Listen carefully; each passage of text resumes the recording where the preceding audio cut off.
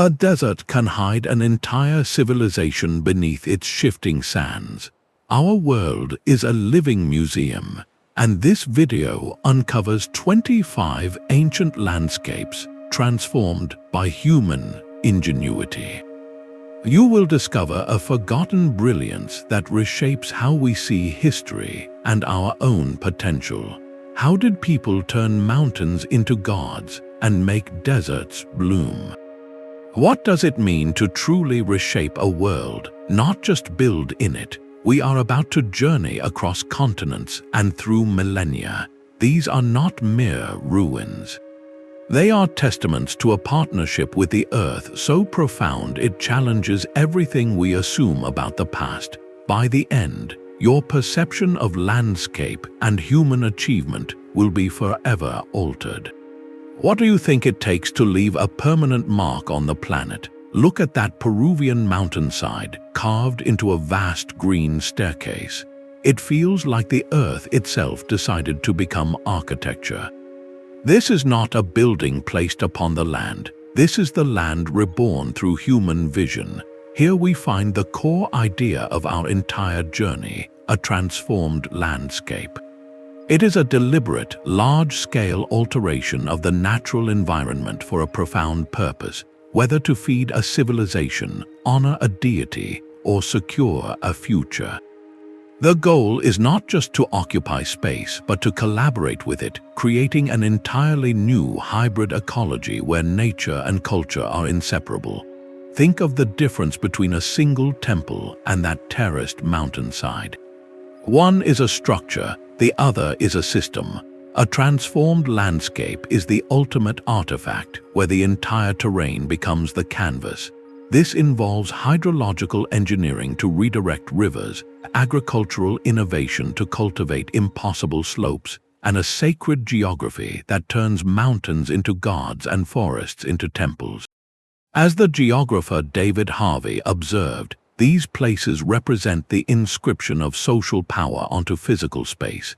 They are declarations written not on parchment, but across valleys and hills.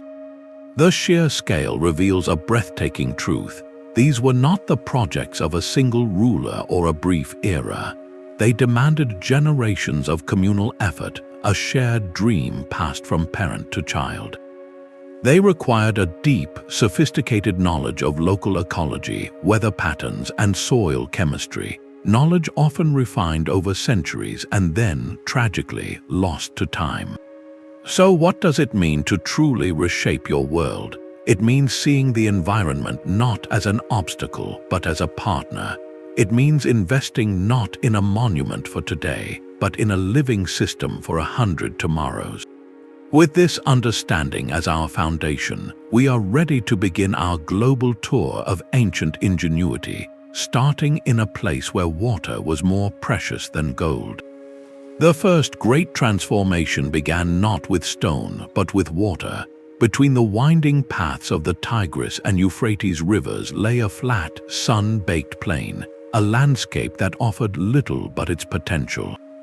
Here, the Sumerians and their successors faced a paradox: fertile soil cursed by an unpredictable climate.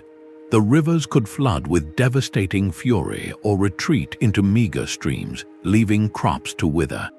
Their solution was not to adapt to the land, but to rewire its very logic. They became the world's first hydraulic engineers, embarking on a project that would define civilization itself: the deliberate, systematic control of water on a colossal scale. This was not about digging a single ditch. It was about envisioning an entire region as a machine for life. They constructed vast networks of primary canals that siphoned water from the rivers, branching into smaller channels that fed fields like capillaries. They built dikes to contain floods and reservoirs to hoard precious water for dry seasons.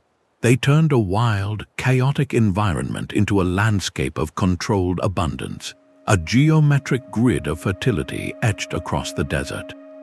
This was an administrative miracle as much as an engineering one. Ancient cuneiform tablets, some of the very first written records, detailed this orchestration, listing labor quotas for canal maintenance and spelling out complex laws for water rights. A farmer upstream could not simply take all the water. The system required cooperation and regulation. The entire society was organized around this single, transformative purpose, managing water to create surplus. That surplus changed everything. It freed people from spending every waking moment hunting or gathering, allowing for specialization for potters, weavers, priests, and scribes. It fueled the growth of dense urban centers like Uruk and the very first cities. In a very real sense, the invention of writing and codified law sprang from the need to manage this irrigated landscape. Yet this story holds a profound and cautionary twist. The same system that gave life also carried a slow, invisible poison. The constant irrigation without adequate drainage caused water to evaporate and leave behind mineral salts. Over generations, this salinization poisoned the soil, steadily reducing crop yields. Cuneiform records even note the bitter shift from wheat to more salt-tolerant barley. Here we see a fundamental tension of transformation. The brilliant solution of one generation can become the intractable problem for another. The Mesopotamians mastered their world with breathtaking ingenuity, but the landscape itself kept a ledger, and the cost of that control was written in the very earth they sought to command. Their legacy is a powerful, dual lesson in the awe-inspiring power of human coordination to reshape a continent, and in the humility required to listen to the long-term whispers of the land we alter. That slow poisoning of the Mesopotamian soil presents a stark question. Can a transformed landscape thrive for millennia without consuming itself? For an answer, we travel from the ancient deserts to the cloud-draped mountains of the Philippine Cordilleras. Here, a 2,000-year-old answer rises like a green stairway to the sky. The Ifugao rice terraces are not a relic, they are a living, breathing landscape, a continuous dialogue between a people and their mountain home. Imagine carving a mountainside not with explosions, but with generations of careful hands, transforming a steep, rugged slope into a cascading series of perfectly level ponds. This is not farming as we typically understand it. It is landscape architecture on a divine scale. The genius lies in a seamless, self-sustaining system. At the very top, sacred forests are protected, their dense canopy capturing moisture from the clouds, acting as a natural reservoir. From these forests, water seeps downward, channeled through a network of bamboo pipes and carefully carved gullies to feed the highest terrace. From there, water descends terrace by terrace, each stone wall acting as a dam, each plot a flooded field for rice. But it is more than just irrigation, it is an entire engineered ecosystem. In the water, small fish provide protein, while a floating fern called azolla fixes nitrogen from the air, fertilizing the rice naturally and suppressing weeds. Nothing is wasted, every element supports another. This circular system required more than engineering skill, it demanded a profound social contract. Anthropologist Harold Conklin documented how the intricate management of water, a resource called wani, was governed by complex ritual and communal law. Access to water was tied to maintaining the walls and canals, creating a system where cooperation was not optional, but essential for survival. The terraces are a physical manifestation of a cultural philosophy, one that sees humans not as conquerors of nature, but as its careful stewards. The result is a transformation that enhanced biodiversity, creating a mosaic of habitats that support a wider range of life than the original forest slope might have. In a world where modern agriculture often simplifies ecosystems, the terraces stand as a timeless lesson. They ask us, what if our goal was not maximum extraction from the land, but perpetual partnership with it? The Ifugao did not just build terraces, they wove their culture into the very fabric of the mountain, proving that the most enduring human marks are those that listen, adapt, and give back. From the living, breathing terraces of the Philippines, we journey to a landscape of breathtaking silence and mystery. The Nazca Desert of southern Peru is a flat, stony plain, a canvas of rust-colored rock under a relentless sun. Upon this vast pampa, an ancient culture performed a transformation of staggering scale and minimal touch. They did not build upward but inward, removing the dark surface stones to reveal the lighter, creamy soil beneath. With this simple act, they etched a colossal gallery into the earth itself, creating lines and figures so immense their full form is only comprehensible from the sky.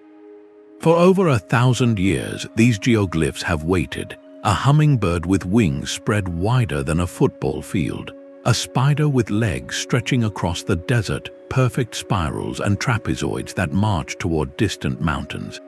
This was not an alteration for agriculture or urban planning, but for something far more profound, the transformation of an entire desert into a sacred temple. The engineering was elegantly straightforward, a testament to careful planning and communal effort. Teams of people, following precise layouts likely dictated by master surveyors using simple stakes and cords, cleared the dark rock veneer to create clean, enduring lines. The arid climate, with its near absence of rain and wind, became a perfect preservative, locking these drawings in time, but the true mystery lies in their purpose. Why create art on a scale you could never see? Researcher Johann Reinhard proposed a compelling theory rooted in the landscape's greatest scarcity, water. The Nazca lived in one of the driest places on Earth, and their survival depended on distant mountain aquifers and rare underground streams. Reinhard suggests the lines were not mere pictures, but sacred pathways, ritual circuits connecting the people to the deities of water and the mountain peaks where life-giving moisture originated. The spider, for instance, was a symbol of rain in the region, and the hummingbird was often linked to fertility. Walking these lines during ceremonies may have been a form of prayer, a way to communicate with the forces that sustained life. The desert floor became a ritual interface, a vast outdoor cathedral where the very act of procession was the worship. This perspective flips the modern wonder on its head. The Nazca did not need a bird's-eye view because they were not the audience, the gods were. The lines were meant to be seen from the heavens, or perhaps from the surrounding foothills where their full forms might be glimpsed. They transformed their landscape into a permanent prayer, a durable contract with the divine written across 100 square miles. It challenges our very notion of art and perspective, asking us to consider a worldview where the most important viewer was not human at all. In their silent desert, the Nazca achieved something unique. They turned geography into theology, making the invisible bonds of faith permanently visible upon the skin of the earth. The silent prayers of the Nazca Desert give way to a symphony of stone and water high in the Andes. Perched between soaring peaks, Machu Picchu is often celebrated for its architectural wonder, those perfectly fitted walls that defy earthquakes. But to see only the buildings is to miss the true masterpiece. The Inca did not merely place a city upon this mountain ridge. They transformed the entire mountain into a living, breathing organism of survival. The iconic terraces that cascade down its slopes are not decorative gardens. They are the fundamental infrastructure of the citadel, a radical re-engineering of a steep, unstable, and frost-prone environment. Each of those hundreds of terraces was a multi-purpose tool, a feat of ecological genius carved in stone. Their primary function was to conquer the slope itself, creating flat, stable land where none existed, preventing catastrophic soil erosion from heavy mountain rains. But they were far more than retaining walls. Within those stone frames, the Inca created a series of microclimates. By varying the orientation, depth, and elevation of the terraces, they could cultivate a stunning diversity of crops, from maize and quinoa to dozens of varieties of potato, each plot tailored to specific sun exposure and temperature.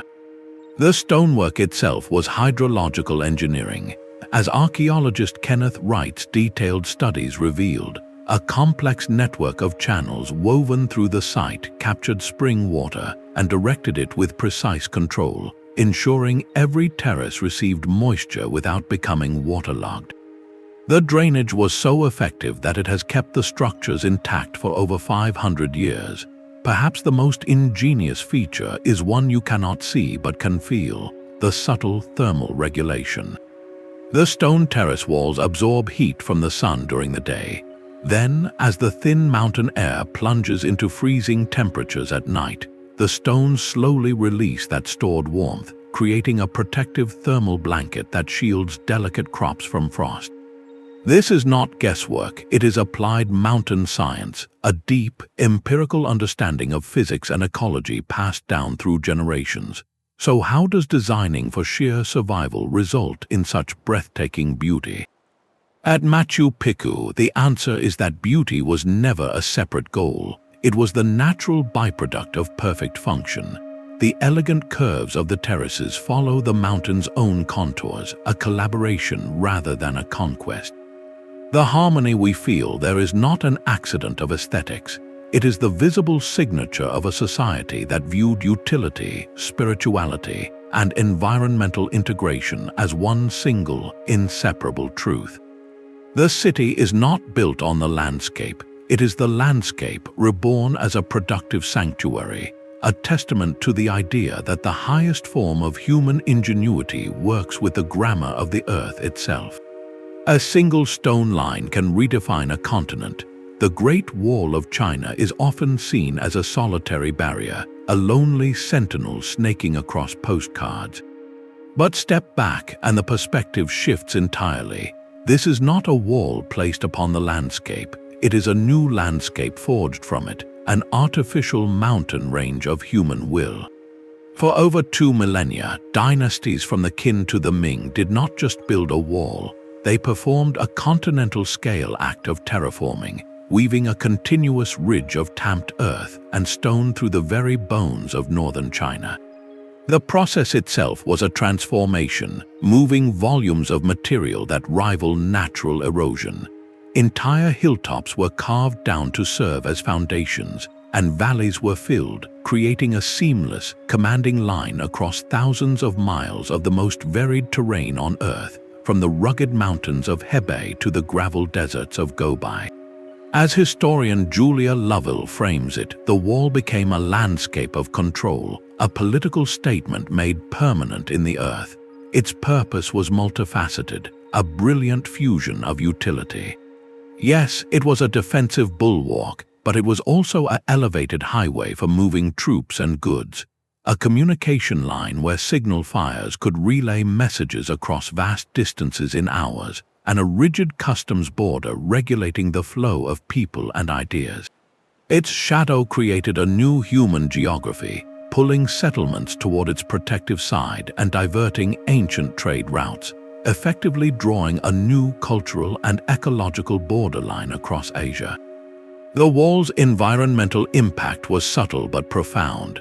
Its massive form altered local wind patterns, creating sheltered microclimates in its lee. Over centuries, its crumbling ramparts and abandoned watchtowers have become unintended habitats, with hardy plant species taking root in the mortar and birds nesting in its crevices, a slow, natural reclamation of the human-made ridge. This invites a profound question: when does a building stop being an object and start becoming part of the land itself? The Great Wall answers by blurring the line completely. It is geology now, a feature as integral to the map as a river or a mountain chain. It demonstrates that the ultimate act of territorial ambition is not to occupy a place, but to stitch your identity directly into the topography, so that even in ruin, your presence defines the horizon. Beneath the sun-scorched deserts of Persia, another kind of line was being drawn, not to divide territory, but to summon life from the deep earth. Look across the arid plains and you might see a strange pattern, a line of circular craters like a dotted stitch across the land. Each of these is a vertical shaft, a breathing hole for a hidden river flowing silently below. This is the Qanat, a 3,000-year-old masterpiece of invisible engineering that transformed barren lands into legendary gardens. The principle was one of elegant simplicity and profound understanding. At the foot of a distant mountain where water seeped into an underground aquifer, skilled surveyors would locate the water table. From there, they would begin the monumental task of digging a gently sloping underground tunnel, just enough for a person to crawl through, back toward the settlement in the plains. Every 100 feet or so, they would dig a vertical shaft to the surface to remove excavated material and provide air for the diggers. The genius was gravity. The tunnel's precise, minuscule slope allowed water to flow from the mountain aquifer all the way to the surface outlet in the valley, entirely without pumps, powered solely by the Earth's own pull. This was a communal symphony of effort. As historian Peter Christensen notes, the Qanat created a decentralized, sustainable water society. Its construction and perpetual maintenance required the coordinated labor of an entire community, with clear laws governing who had access to water and who was responsible for cleaning the tunnels. The system fostered not just survival but flourishing. The cool, constant flow of water gave rise to lush, shaded gardens in the heart of the desert, enabled the invention of wind-catching towers that used evaporative cooling from Qanat channels to air-condition homes, and supported thriving cities like Yazd, which became a jewel of culture and trade in an otherwise inhospitable landscape. The Qanat represents a philosophy of profound conservation, a technology designed for permanence in a fragile environment. Because the water travels underground, almost nothing is lost to the fierce desert sun through evaporation, a stark contrast to open canals. It is a lesson in listening to the landscape and working with its hidden logic. In an era of deepening water scarcity, this ancient network of underground rivers asks us a pressing question. Can our solutions for resilience be found not in overpowering nature with more energy, but in designing with the quiet, persistent intelligence of gravity and community? The Qanat's legacy is a whisper from the past, reminding us that the most sustainable transformations are often the ones we cannot see. A pile of dirt can be the foundation of a civilization.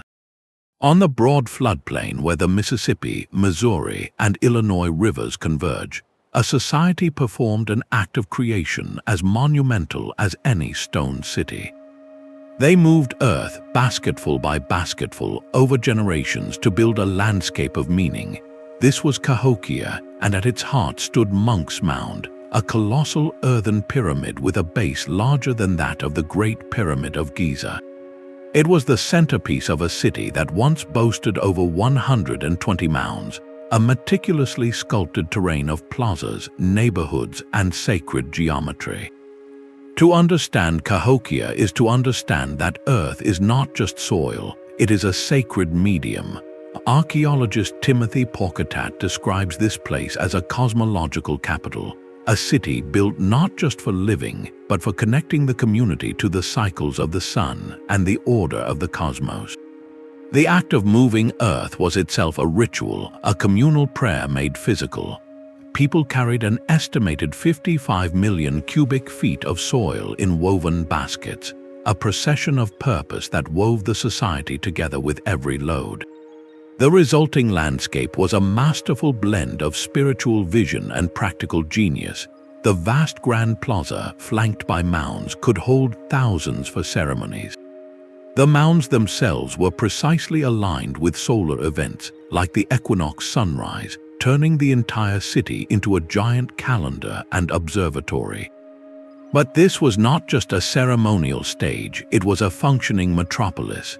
The mounds, especially the larger platform ones, elevated important structures above the floodwaters of the unpredictable river, solving a critical drainage problem. Their placement also mapped the social order, with higher status areas closer to the central monuments, physically etching hierarchy into the terrain.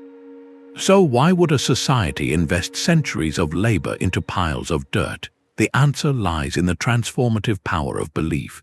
For the people of Cahokia, they were not merely moving soil, they were building a new world, a mirror of the cosmos here on Earth. Each basket of earth was a stitch in the fabric of their collective identity, a permanent statement of who they were and what they believed. The mounds gave tangible form to the intangible, making the spiritual landscape visible and walkable. When you stood on the summit of Monk's Mound, you were not just on a hill, you were at the center of a universe they had built together, connected to the sky above and the generations below. Cahokia's legacy, now quiet under grass and trees, teaches us that the most profound transformations begin with a shared story, and that sometimes the most powerful way to reach for the heavens is to reshape the very ground beneath your feet. From the monumental earthworks of Cahokia, we journey to a civilization that mastered the art of holding water and forest in perfect balance. In the dry, seasonal heart of Sri Lanka, a landscape of ingenious harmony was born. Over 2,000 years ago, Sinhalese kingdoms faced a challenge as predictable as the monsoon, intense rains followed by long, parching droughts. Their solution was not to fight this cycle, but to choreograph it, transforming the entire region into a vast, life-giving machine. They built not just one reservoir, but an interconnected cascade of them. Colossal man-made lakes called tanks, linked by a web of canals that stretched for miles. The scale is almost incomprehensible, with some ancient reservoirs like the Parakrama Samudra or the Sea of Parakrama covering thousands of acres. This was a hydraulic civilization in the truest sense, where every aspect of society was organized around the capture, storage, and distribution of a single precious resource, water. But the true stroke of genius lay not only in the engineering of water, but in the protection of the land that gave it. Surrounding these vast tanks and lining the canals were dedicated forest sanctuaries, sacred groves known as tank forests.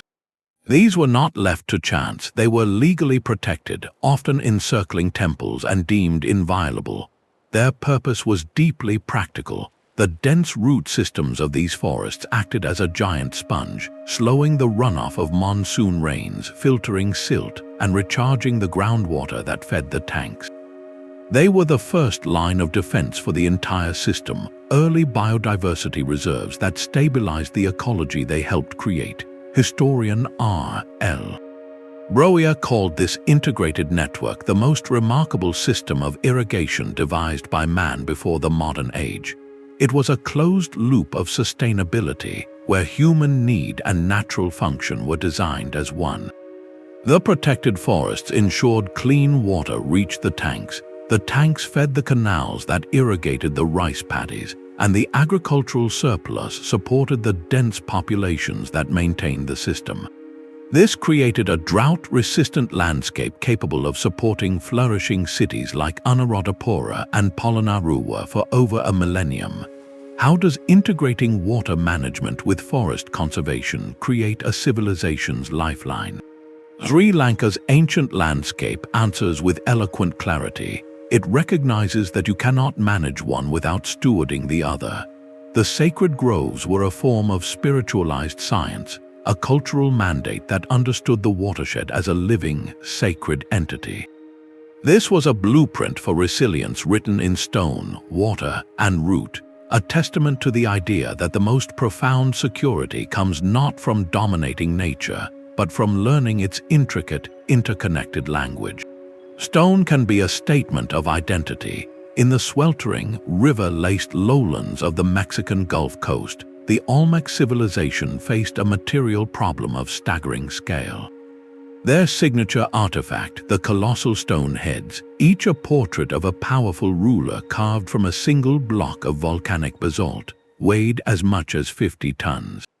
The quarry for this stone lay in the Tuxtla Mountains, over 60 miles away across a landscape of swamps, rivers, and dense jungle.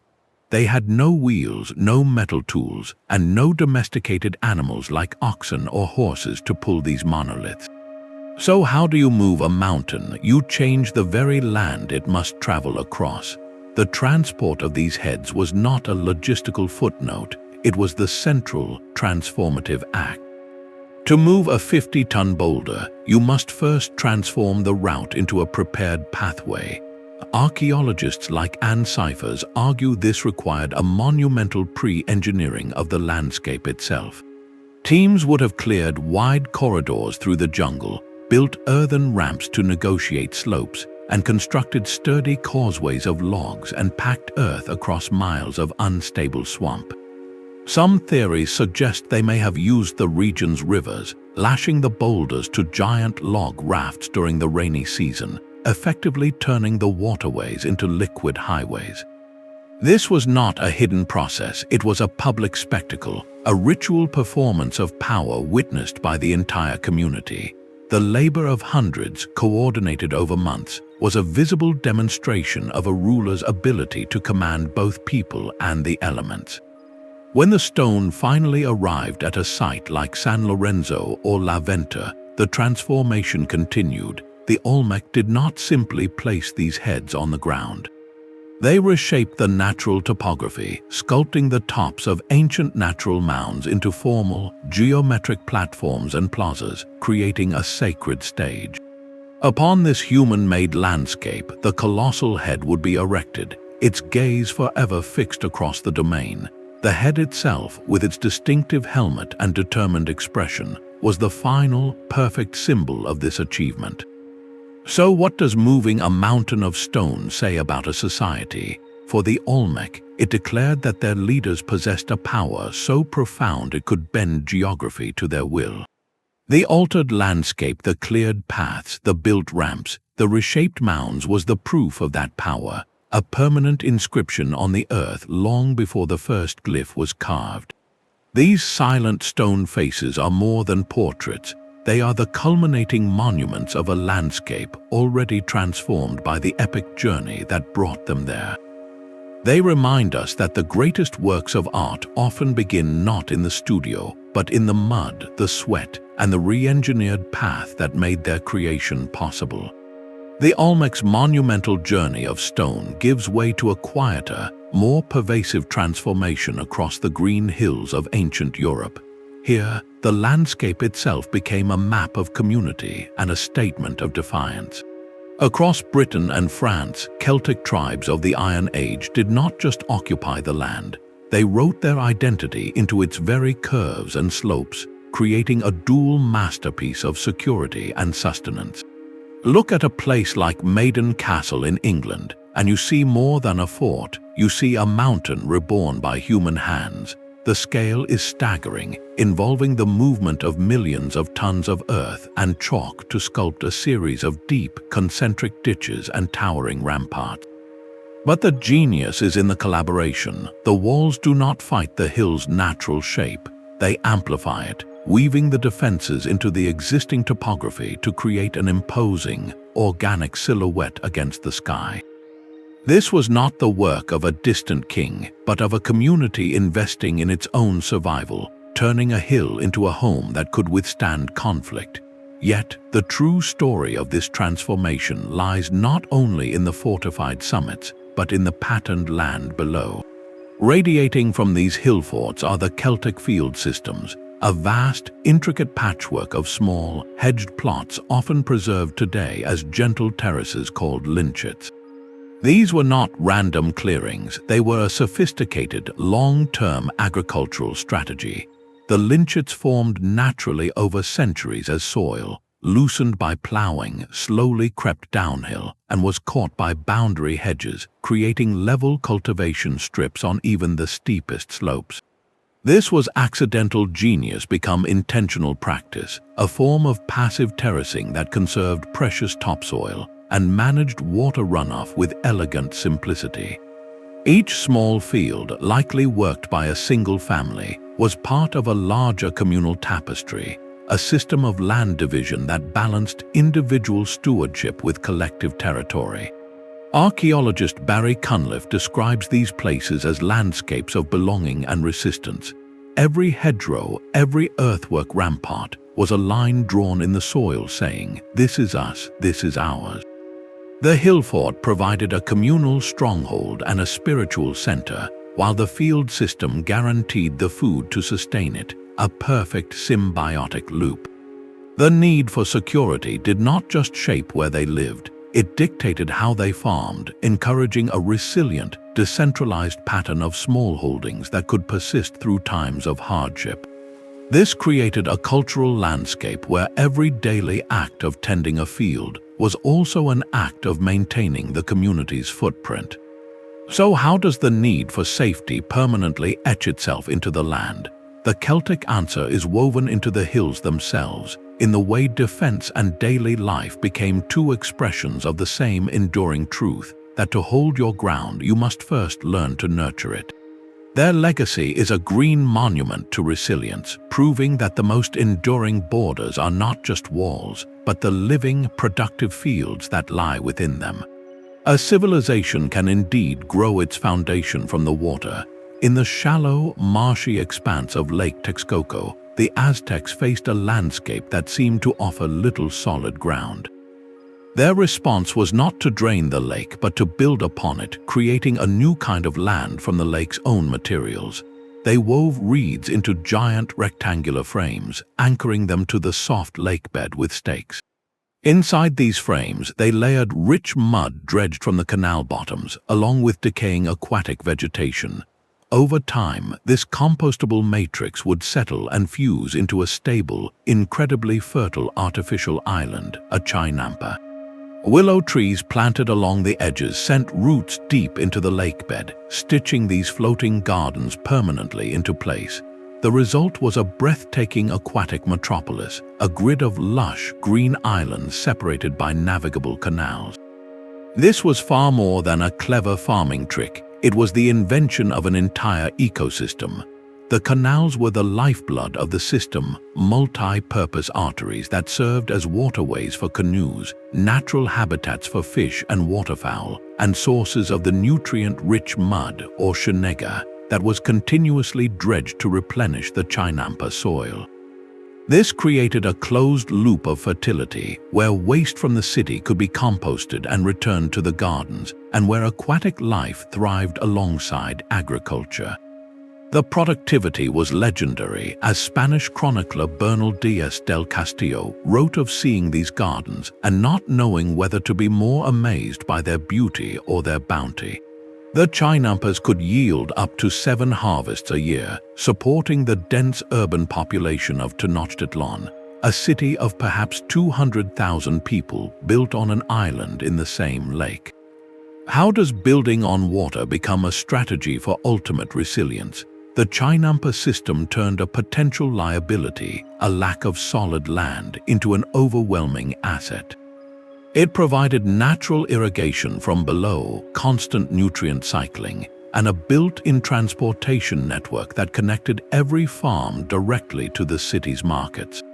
The Aztecs did not just adapt to their environment, they reimagined the relationship between land and water, creating a symbiotic landscape where human settlement and aquatic ecology flourished as one. In a world facing rising waters and strained resources, these ancient floating gardens pose a quiet, profound question. What if the future of sustainable cities lies not in conquering nature, but in learning to build with its fluid, fertile logic? The desert holds a secret language of water, written in the brief fury of flash floods and the long silence of drought.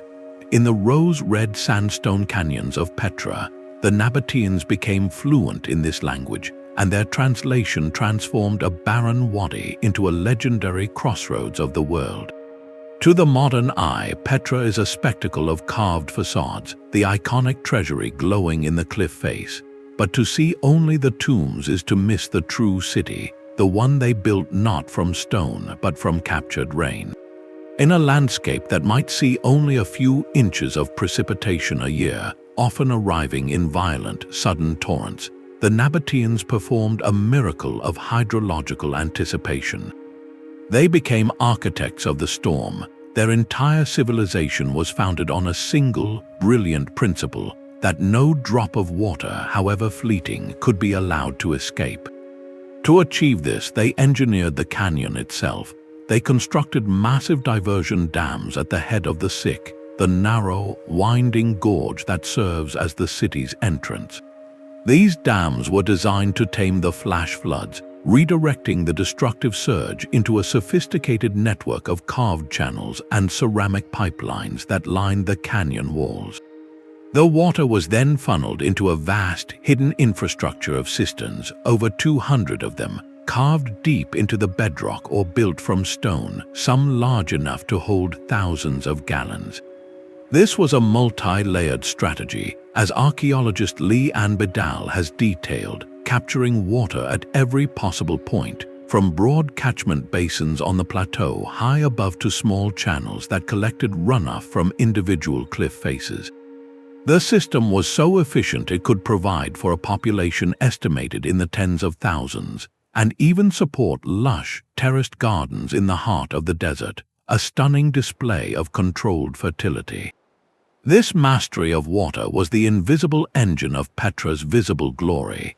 The wealth that paid for the ornate tombs flowed from trade, from caravans carrying incense, spices, and silks across the Arabian Peninsula. And why would those caravans stop at this particular canyon? Because Petra offered the one thing more valuable than any spice in the desert: guaranteed water. The city was not just a pretty stop on the map, it was a vital oasis, a service station and safe haven made possible by hydrological genius. The famous treasury facade is, in truth, the tip of a monumental iceberg, the ceremonial flourish atop a foundation of practical, life-sustaining brilliance. So what does it mean to build a civilization in a desert by becoming architects of rain? Petra's story answers with silent, enduring logic. It means listening to the landscape's harsh rhythms and writing a new score. It means understanding that survival, and indeed flourishing, depends not on waiting for generosity, but on designing for every possibility of scarcity. The Nabateans did not just carve a city from rock, they carved a promise from the sky, a covenant written in channels and cisterns that declared, even here, life will find a way because we have learned to guide the water home. Silent stones can speak a language of alignment. On the wind-swept coast of Brittany, the landscape itself was transformed into a grand, deliberate statement, a forest of granite where none should naturally grow. Over 3,000 standing stones, or menhirs, were erected here more than 4,000 years ago, arranged in long, parallel rows that march across the moor for miles. This is not a random scattering, it is architecture on a geographic scale, turning an entire coastal plain into a ceremonial landscape of breathtaking ambition. The effort defies easy comprehension.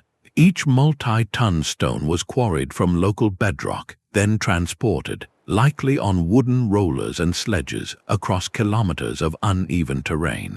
The final act of raising them upright, using levers, ropes, and the coordinated labor of many people, was a feat of Neolithic engineering and sheer communal will. The result is a geometry imposed upon the earth, a series of alignments at Carnac that transform the open land into a temple without walls. But what was the purpose of this immense, silent congregation? Archaeologist Jean-Pierre Mohin and others have proposed that these lines functioned as a giant astronomical instrument, their orientations carefully set to mark the solstice sunrises or the cycles of the moon. Walking between the rows may have been a ritual procession, a physical journey through a sacred calendar, aligning the community's movements with the cosmic order above. The stones themselves, enduring and immutable, became permanent anchors for a worldview that saw the earth and heavens as deeply connected. This landscape asks a fundamental question: why invest generations of labor into rows of silent, unmoving stones? The answer lies in a desire to make meaning permanent. In a time before written records, these megaliths were a language carved from the land itself. They marked territory not for defense but for ceremony. They created a stage for rituals that bound the community together across generations. Each stone, planted deep into the earth, was a covenant with the future, a declaration that this place and the beliefs held here mattered. Carnac represents a transformation where the land itself becomes the sacred text, and every aligned row is a sentence in a story about humanity's place within a vast, orderly universe. The true monument is not any single menhir, but the patterned relationship between them all, a testament to the human need to inscribe our deepest questions onto the very skin of the world. The silent geometry of Carnac stones gives way to a living geometry of earth and water in a place once thought to be a wilderness untouched by time. The Llanos de Moxos, a vast, seasonally flooded savanna in the Bolivian Amazon, holds a secret beneath its grasses. For centuries, this landscape was seen by outsiders as an inhospitable wetland, a pristine natural world incapable of supporting complex societies. That view was an illusion. From the air, a different truth emerges, a sprawling, ancient pattern etched into the earth itself. Thousands of miles of raised earthen mounds, sinuous causeways, and intricate canals form a colossal gridwork, a landscape entirely remade by human hands beginning over 1,500 years ago. This was not a few scattered gardens, it was a continental-scale transformation, an engineered ecosystem designed to thrive in rhythm with the flood. The principle was one of elegant elevation. In a land where waters could rise for months, the people built up. They moved enormous volumes of soil to create elevated platforms, or campos altos, that stood above the floodwaters, providing dry islands for homes, crops, and orchards. The adjacent canals served a multitude of brilliant functions. They drained excess water from the fields, provided channels for transportation by canoe, and became rich aquatic farms teeming with fish, turtles, and other resources. The system created a perfect synergy. The canals captured nutrient-rich silt during floods, which could then be dredged and piled onto the raised fields, continuously renewing the soil's fertility without any need for fallowing. The fields themselves, with their improved drainage and aeration, produced bountiful harvests of maize, squash, manioc, and other crops, supporting substantial, permanent settlements in the heart of the wetland. Archaeologist Clark Erickson describes this not as farming within a landscape, but as the creation of a landscape of domestication, where people did not just adapt to the environment, they actively constructed a new, more productive one from the ground up. This discovery shatters a persistent and powerful myth, the idea of a pristine, virgin Amazon. The Llanos de Moxos and similar earthworks now being found across the basin reveal a hidden chapter of New World ingenuity where vast stretches of what we called wilderness were in fact carefully managed gardens, orchards, and fisheries. It forces us to ask a humbling question: how did pre-Columbian societies not just survive, but thrive in environments we once dismissed as impossible? Their answer was written in the soil, a testament to a philosophy that saw challenge not as a barrier, but as an invitation to collaborate, to reshape the land into a partner for abundance. Their legacy is a quiet revolution in our understanding, proving that the deepest jungles and the widest savannas may hold the most profound gardens, if only we learn to see the patterns they left behind. The vertical village is a breathtaking contradiction, a place of community built on the edge of a void. In the sun-baked canyons of Mesa Verde, the ancestral pueblones performed a transformation of breathtaking intimacy, turning sheer cliff faces into thriving neighborhoods. They did not build against the rock, but within its very embrace, utilizing deep natural alcoves that had been carved by millennia of water and wind. Within these sheltered overhangs, they constructed intricate, multi-story dwellings of hand-shaped sandstone blocks and mortar, their tan and gray hues blending so perfectly with the cliff that from a distance, the architecture seems to grow directly from the stone itself. This was far more than a dramatic choice of real estate. It was a masterful strategy for survival and social life in a challenging environment. The cliff dwellings offered profound advantages. They were naturally defensible with a single, difficult approach that could be easily guarded. The massive rock walls provided superb insulation, staying cool in the blistering summer heat and retaining warmth during the cold desert winters. The alcoves also acted as giant eaves, shielding the villages from rain and snow. But this was not a retreat into isolation. The layout of rooms like those at Cliff Palace, with its circular kivas and shared plazas, reveals a design for close-knit community interaction, suggesting a society that valued collective life even in its most vertiginous setting. Constructing these villages demanded an intimate conversation with the cliff. Builders needed a precise understanding of the alcove's geology, its stability, and its drainage patterns. The stonework itself is a marvel of patience and skill, with blocks carefully fitted together without any metal tools, creating structures that have clung to the canyon walls for over 700 years. So why choose such an arduous and precarious place to call home? The answer lies in a philosophy of profound adaptation, of maximizing every natural advantage a specific place offered. It speaks to a deep, generational relationship with a landscape that provided both material and sanctuary. The people of Mesa Verde did not simply live on the land, they became part of its geological story, weaving their homes into the permanent fabric of the cliff.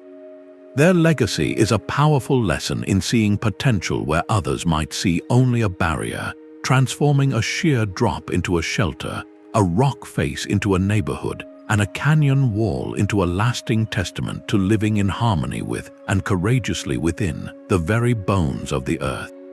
A city can be a prayer made of water and stone. To see only the central temple of Angkor Wat is to miss the true miracle, a metropolitan landscape engineered on a staggering continental scale. The Khmer Empire did not simply build a grand capital, they performed a deliberate act of hydrological alchemy, reshaping the very pulse of the monsoon to serve both rice and ritual. At the heart of this transformation lay an immense gridded network of water, a masterpiece of foresight and control. Giant reservoirs called barrays, some stretching over 5 miles long, acted as massive batteries for the seasonal rains. An intricate lattice of canals and expansive moats distributed this captured water across the land, turning the region's volatile deluge into a predictable, life-giving resource. This system served a brilliantly dual purpose. It irrigated vast rice paddies that could support a population of perhaps 1 million people, creating the agricultural surplus that fueled the empire's growth. Simultaneously, and just as crucially, this managed water stabilized the very ground upon which the monumental temples were built. The extensive moats and canals acted as a permanent drainage grid, preventing the waterlogged, unstable soils from swallowing the massive stone structures, ensuring Angkor Wat and its sister temples would stand for centuries. The scale of this planning only became fully clear through modern technology.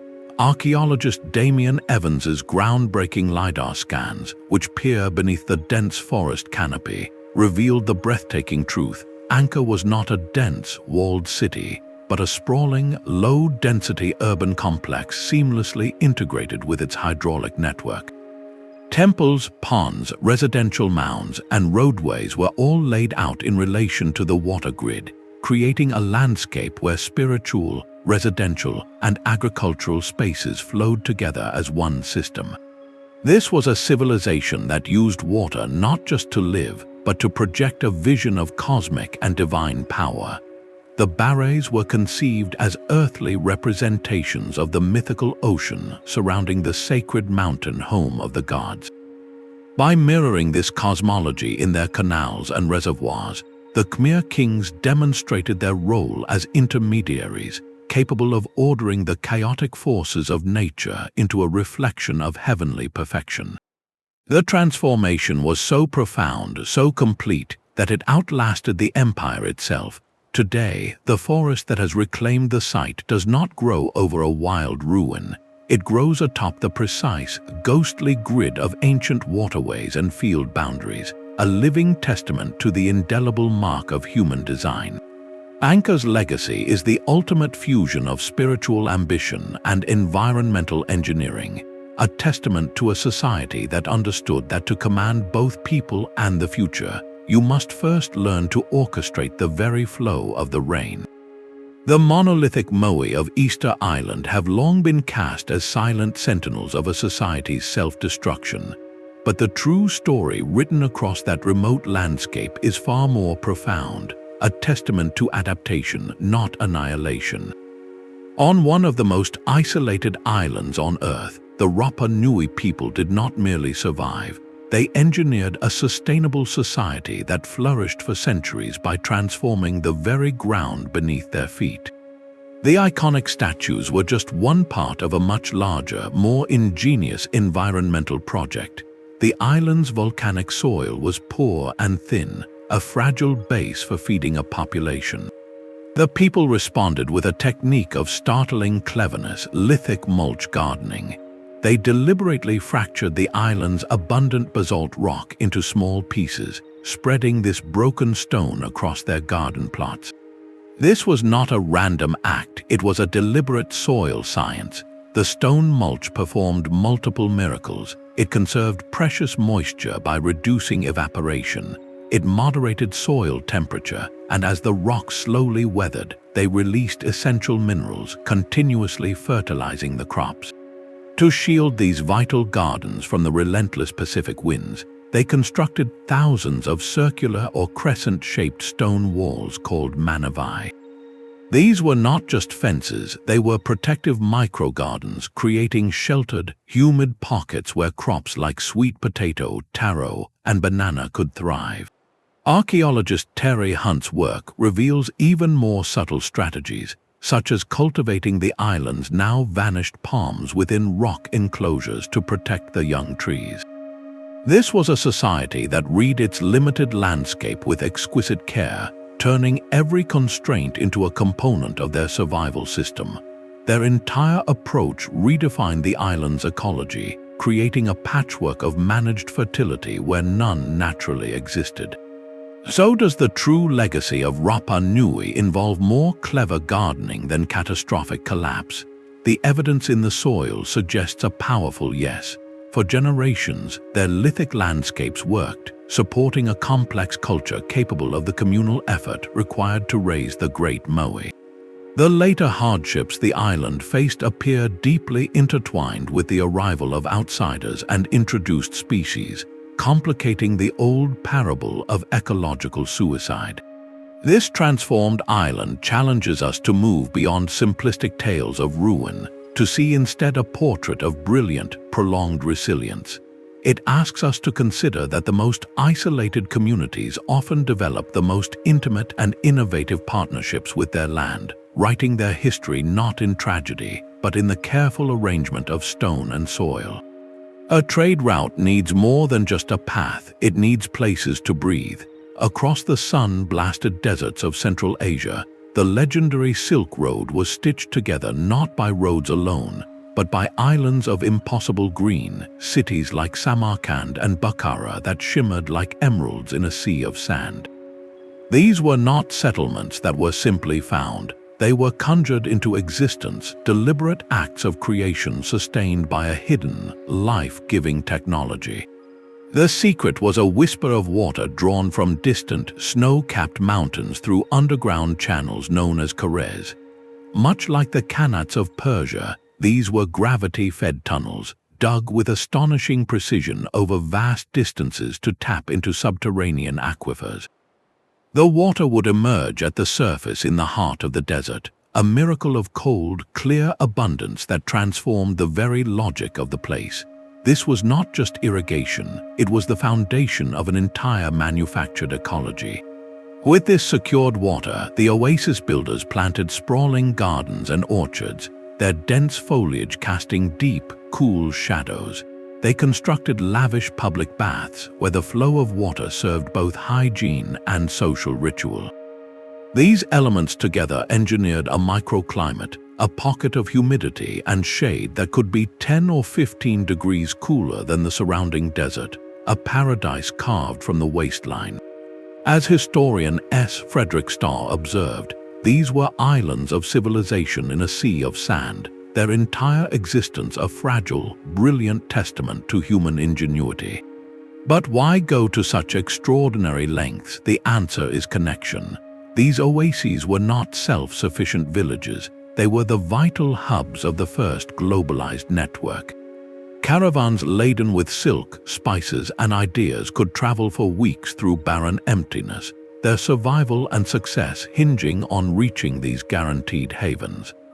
Here, merchants could rest, repair their goods, trade news, and find protection. The oasis city was a service station for civilization, and its lush gardens and baths were not luxuries, but essential infrastructure for attracting and sustaining the commerce that was its lifeblood. The wealth that built Samarkand's turquoise domes flowed directly from its ability to create comfort in the harsh. So how does commerce drive the creation of paradise? The Silk Road oases answer with elegant clarity. They prove that the deepest human needs for connection and respite can become the very engine of environmental transformation. A caravanserai needed water, so they pulled it from mountains. Travelers needed rest, so they grew forests in the desert. In turning the severest landscape into a place of meeting and marvel, they demonstrated that the most prosperous crossroads are often those we first have to dream into being, one underground channel at a time. The desert holds more than one kind of line. Beyond the vast geoglyphs, the Nazca people inscribed another, more vital pattern into their parched landscape, a network of spiral wells called puquios. These curious stone structures, looking like giant stone corkscrews descending into the earth, were not for ceremony but for survival, tapping directly into the hidden veins of water that flowed deep beneath the desert floor.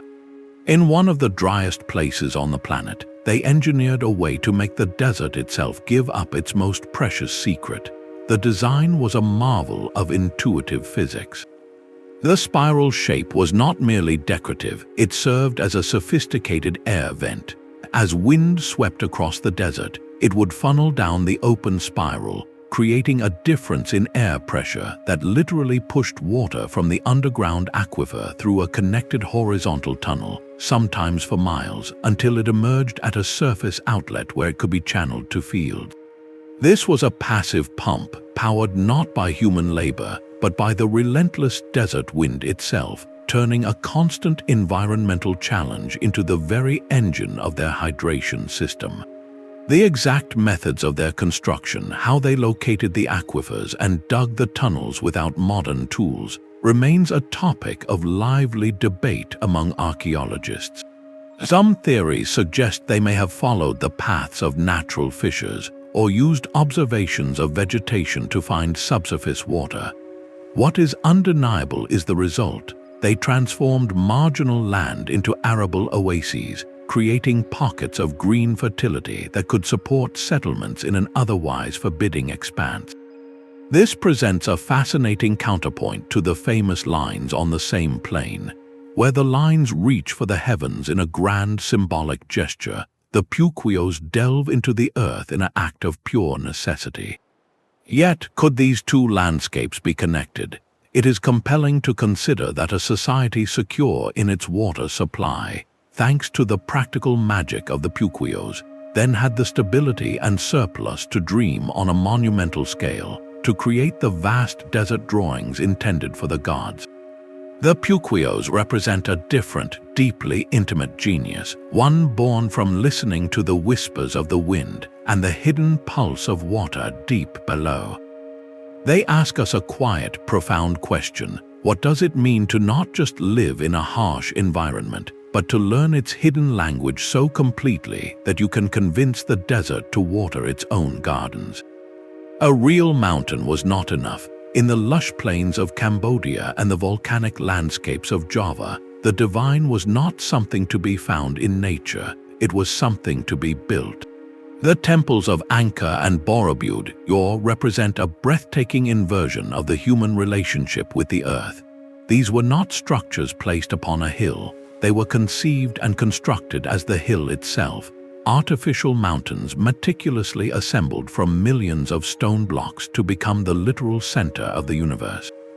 They transformed flat or gently sloping land into a permanent, tangible cosmology.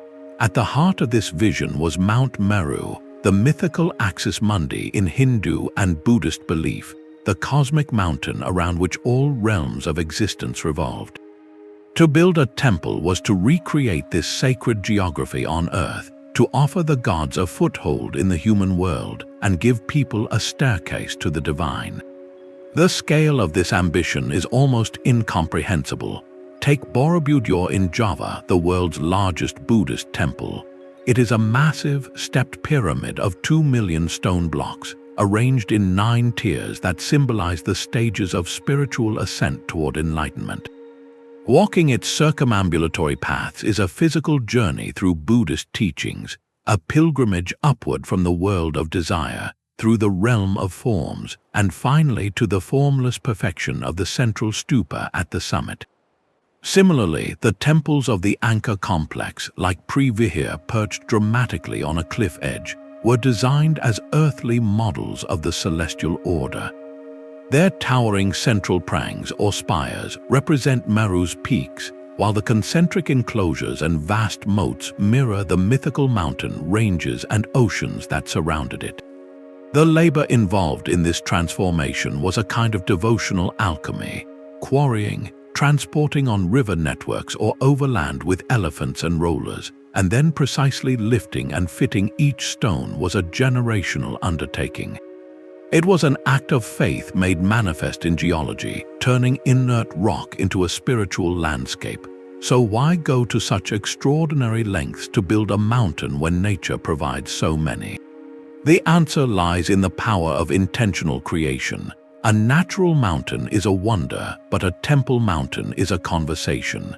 It is a deliberate statement, a permanent inscription of a culture's deepest beliefs onto the very surface of the world. It allowed the sacred narrative to be walked, touched, and experienced directly, making the abstract principles of cosmology accessible and immediate. This transformation speaks to a profound human impulse, not just to honor the divine, but to architect it, to participate in the ordering of the cosmos by reshaping the land into a perfect mirror of heaven. These stone mountains stand as ultimate testaments to the idea that the most ambitious landscapes we create are often maps, not of territory but of the soul's journey. Deep beneath the forest canopy of Michigan's Upper Peninsula, the earth holds a memory of fire and stone. Here, on the Quinault Peninsula, the quest for a singular resource began over 5,000 years ago, creating a landscape of industry millennia before the modern concept existed. Indigenous peoples, ancestors of later groups like the Ojibwe, did not just collect surface copper, they transformed the very bedrock. Using a brilliant, patient technique, they would light controlled fires against the copper-bearing rock, then douse the heated stone with water, causing it to fracture. With stone hammers and wedges, they then pried free astonishing masses of nearly pure metal, some weighing hundreds of pounds. The result was not a single hole, but a sprawling, pockmarked terrain. Thousands of pit mines and trenches scarred the forest floor, some reaching depths of 30 feet, a testament to generations of coordinated labor. Archaeologists estimate that over 10,000 tons of copper were removed from this region using only Stone Age technology, a volume that staggers the imagination. This was not casual gathering, it was systematic extraction on an industrial scale, what researcher Susan Martin rightly calls an industrial landscape of the Archaic period. The land itself became a record of relentless, purposeful activity, its green silence covering a history of heat, effort, and ingenuity. But the true story of this transformation is written far beyond the mine pits. This Michigan copper did not stay local. Through a vast and ancient trade network that spanned the continent, these copper masses traveled hundreds, even thousands of miles. Finished artifacts and raw material from these mines have been found in burial mounds across the eastern woodlands, from the Great Lakes to the Gulf of Mexico. This indicates a web of exchange, communication, and shared value that connected distant cultures long before European contact. The copper became a medium for ceremony and status, transformed elsewhere into elaborate headdresses, ritual breastplates, and symbolic tools. So how does the desire for a specific element permanently inscribe itself across a continent? The copper mines of Michigan answer with a dual legacy. Locally, they show how the pursuit of a resource can physically alter a landscape for thousands of years, turning solid rock into a quilt of extraction. Continentally, they reveal how that same resource can weave disparate peoples into a single story of exchange, making the land itself a starting point for connection. This ancient industrial park challenges our timeline of progress, proving that large-scale enterprise and far-reaching trade are not inventions of the modern age, but deep human traditions written in metal and earth. Value can be carved from a distant cliff and sailed across an ocean. Far out in the western Pacific, the islands of Yap are dotted with strange, silent giants, colossal stone discs called rai, some taller than a person. These are not natural formations, they are money, and their story connects two landscapes separated by 250 miles of open sea. The limestone for these immense coins did not come from Yap itself, but from the rocky islands of Palau. To acquire value, the Yapese first had to embark on a transformative journey, both physical and cultural. Skilled navigators and stoneworkers would sail their outrigger canoes across the deep, unpredictable ocean to the quarry sites in Palau. There, using stone and shell tools, they would painstakingly carve the discs directly from the living limestone cliffs, a process that left permanent scars, distinctive circular cut marks, and altered shelves in the rock face. This was the first act of landscape transformation, etching the evidence of their labor and purpose into a foreign shore. The greater challenge and the greater transformation was yet to come. How do you move a multi-ton stone coin across the open ocean on a bamboo raft? The voyage back was a feat of maritime engineering and immense courage, navigating by stars and swells while towing a piece of a mountain on the water. Stones were lost to the depths, and some voyages did not return, adding layers of story and sacrifice to each successful rai. Once landed on Yap, the stone's journey as an object ended, but its life as a landscape feature began. The rai were rarely, if ever, moved again. They were placed prominently in villages along pathways or leaning against community meeting houses, becoming permanent, unmovable fixtures of the social and physical terrain. Their value was not in their portability, like a coin in a pocket, but in their immovability. The value resided in the widely known history of each stone, who quarried it, who transported it, what events it was used to commemorate, like a marriage or an alliance. A rai could change ownership, but its place in the landscape was fixed. This created a profound link between two geographies. The quarries of Palau were a landscape of extraction and effort, marked by absence. The villages of Yap were a landscape of display and memory, marked by presence. They were bound together by a shared system of meaning, where the immense labor and danger of the journey were crystallized into the stone itself. So how does value become embedded in a feature from a distant land? The rai answer by redefining what money is. It is not a token but a testament. The landscape of Yap became a living ledger, a silent bank where the account balance was not a number, but a story written in stone, a permanent reminder that the most enduring forms of wealth are those woven directly into the place we call home.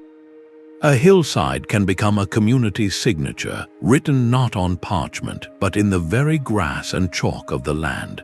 Across the gentle slopes of the English countryside, ancient artists performed a simple yet monumental act, cutting away the dark topsoil and turf to reveal the brilliant white chalk bedrock beneath. This act created the hill figure geoglyphs, colossal images like the sleek, stylized Uffington white horse, which seems to gallop across the ridge for over 300 feet, or the unmistakable Cern Abbas giant, a towering figure holding a club. These were not small carvings, they were transformations of entire hillsides into giant canvases, visible from miles away and designed to be seen from the valleys below. Their creation was an act of profound territorial and spiritual declaration, a way for a community to permanently inscribe its identity onto the landscape itself. The purposes of these figures are wonderfully debated by historians. Some suggest they were tribal symbols marking the territory of a specific group. Others see them as potent fertility icons, with the Cern giant often linked to such beliefs. Another theory posits they were memorials, perhaps for a beloved leader or a significant battle. What is undeniable is their effect. They claimed and sanctified the land, turning an ordinary hill into a sacred, communal monument. But perhaps the most fascinating part of their story is not their ancient creation, but their modern endurance. Chalk figures are not set in stone, they are vulnerable. Left untended, grass and soil would slowly creep back, blurring the lines and eventually swallowing the image entirely. Their survival for centuries, and in some cases over a millennium, is due to a remarkable tradition of periodic rescouring. Every generation or so, communities gather to carefully clear the regrowth, re-etching the ancient lines. This act of maintenance is a living ritual, a direct physical link between people today and the hands that first carved the figure. It is a conversation across time, where the duty of preservation becomes a part of local identity. So why would a community commit to maintaining a giant on a hill for 1,000 years? The hill figures offer a powerful answer. They represent a desire to communicate what matters most, not just to neighbors but to the future. They are a promise made visible, a statement that says, "We were here, this is what we valued, and we trust you to remember." The land itself becomes the medium for this conversation, a shared project between the past, the present, and generations yet to come, proving that some messages are too important to be written anywhere but on the earth we all walk upon. Salt is the mineral that built a desert civilization. In the blistering heart of the Sahara, at remote outposts like Taoudeni in Mali, the landscape has been transformed into a vast geometric dream of white. This is not a natural formation, but an immense open-air factory carved from the earth itself. For centuries, miners have worked ancient, dried lake beds, cutting the crust into massive rectangular slabs and excavating deep pits, creating a stark, almost alien grid of salt pans that stretches to the horizon. The process is one of extreme endurance, where workers endure searing heat to pry these precious plates, known as immersal, from the ground, a practice that has physically rewritten this patch of desert into a terraced, industrial labyrinth. But the true transformation extends far beyond the quarry's edge. Each heavy slab of salt begins a journey, loaded onto camel caravans that follow routes etched into the collective memory of the region. These are the salt roads, well-worn paths across hundreds of miles of dunes and gravel plains, connecting the barren interior to trading centers like Timbuktu. Along these routes, a unique, transient human geography emerges, temporary settlements of tents at scarce oases, and networks of wells that are vital lifelines. The entire social and economic fabric of the region has been woven around the extraction and movement of this single, vital mineral. How does a basic necessity like salt shape the physical and social terrain so completely? In a land with no natural stone for building, salt slabs became a primary construction material. In economies without standardized coinage, salt bars functioned as currency. Its preservation power made it essential for survival, allowing communities to store food through harsh seasons. The landscape of Taoudeni is therefore a direct imprint of economy onto geology, a place where human need has quite literally carved its signature into the Earth's crust. It stands as a powerful, silent testament to a universal truth, that our most fundamental requirements do not just influence where we live, but actively sculpt the world we live in, turning even the most desolate ground into a map of value and connection. That silent, universal language of cultivation is written into the very slopes of an entire sea.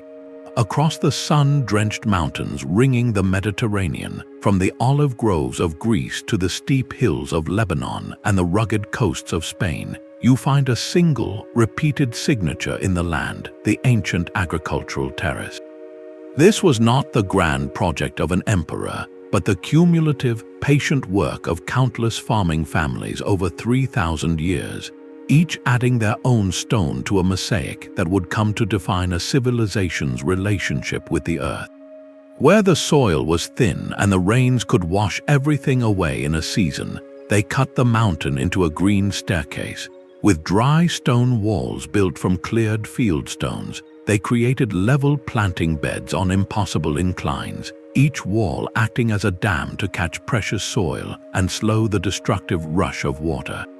This was landscape transformation as a deep cultural habit, a decentralized grassroots ingenuity passed from parent to child.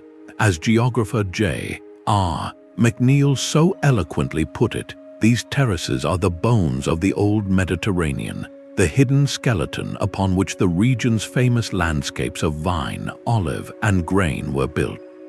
The process was a slow alchemy. A farmer would clear a plot, painstakingly pile the stones into a retaining wall, and gradually, over years, fertile soil would accumulate behind it.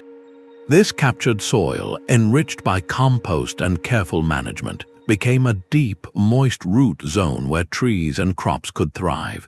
The system was a masterpiece of integrated resource use. Nothing was wasted. The stones became the walls, the captured soil grew the food, and the terraces themselves harvested water, directing every drop to the roots of plants. This created a resilient, drought-resistant system that could support communities in a climate of long, dry summers and unpredictable, sometimes violent winter rains. So what does it mean when a civilization's entire agricultural identity is built upon this one repeated act of modification? It speaks to a shared ecological wisdom that transcended empires and languages. It represents a collective understanding that survival on these slopes required partnership, not domination. The terraced landscape is a testament to patience and permanence, a long-term contract with the land that asked for careful stewardship in return for sustained bounty. While wars were fought and kingdoms rose and fell in the valleys below, this quiet work on the hillsides continued, season after season, generation after generation, quietly weaving a net of green that held an entire fragile world in place. Our world is not a museum of separate curiosities, but a single, continuous story of partnership. From the first canal in Mesopotamia to the last stone placed on a Mediterranean terrace, a powerful truth echoes across the continents and the centuries. Humanity has never been a passive guest on this planet. We have always been active participants, conscious shapers driven by an irreducible trio of needs: the physical need for water and food, the spiritual need for meaning and connection to the cosmos, and the ambitious need to leave a mark that says, "We were here." These 25 landscapes are far more than historical footnotes. They are profound case studies written in soil, stone, and water. They are masterclasses in sustainable innovation, showing us how to build fertility from fragility. They are blueprints for social organization, demonstrating how grand visions can be realized through communal effort and shared law. And they are testaments to cosmic thinking, proving that our greatest projects often seek to mirror the heavens themselves, to find our small place within a vast, orderly universe. This global journey quietly dismantles a modern illusion, the clean division between what is natural and what is man-made. These places reveal a vibrant, essential third category, the culturally crafted earth. This is the landscape that emerges from long-term dialogue, where human intention and ecological process become so intertwined that they are impossible to separate.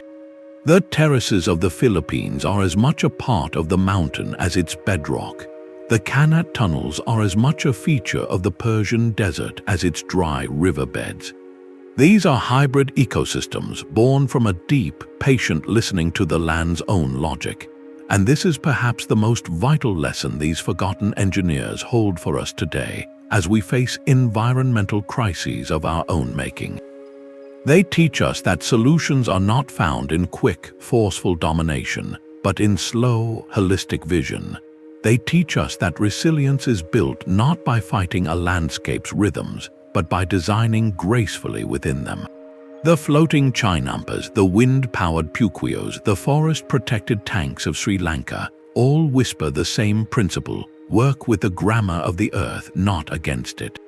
So let this exploration be a call to see the world around you with new eyes. Look at the gentle slope of a hill and see the potential for a green staircase.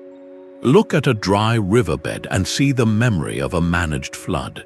The fingerprints of ancient ingenuity are all around us, often hidden in plain sight, waiting to remind us of our own capacity for brilliant, lasting partnership with this planet. If this journey through transformed landscapes has reshaped your view of the past, consider subscribing for more deep dives into the mysteries history has left behind. And we would love to hear from you. Which of these ancient feats of engineering left you the most amazed? Share your thoughts in the comments below.